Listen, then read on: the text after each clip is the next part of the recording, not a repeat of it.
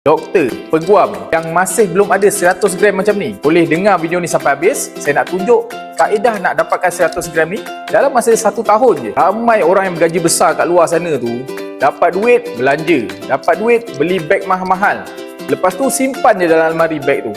Jadi daripada kita simpan beg, elok kita simpan emas. Cara dia, tengok video ni sampai habis. Untuk anda dapatkan 100 gram macam ni, perlu menabung 9 gram sebulan. Dalam masa 1 tahun, dapat 100 gram.